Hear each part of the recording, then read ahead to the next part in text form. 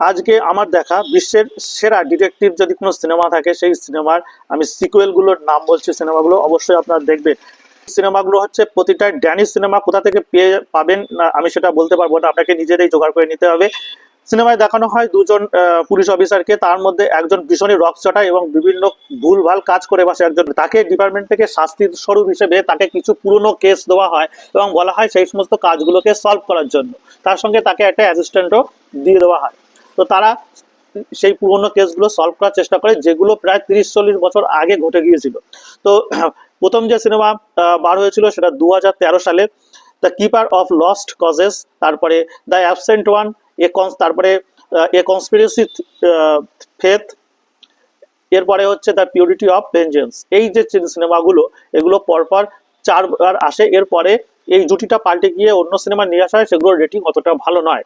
তো আপনারা এই 4টে সিনেমা দেখতে পারেন, দেখতে পেলে মনে হবে যে আপনি একটা কোনো কবিতা দেখছেন বা একটা কাব্য দেখছেন। হ্যাঁ, মানে শুনছেন না, দেখছেন।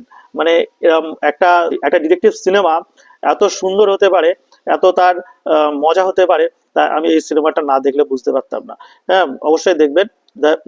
এটা হচ্ছে ডিপার্টমেন্ট কিউ বলে, যদি আপনি সার্চ করেন তাহলে পেয়ে যাবেন। সিনেমা নিয়ে আরো খবরাখবর পাওয়ার জন্য অবশ্যই আমার চ্যানেলটাকে ফলো করতে ভুলবেন না।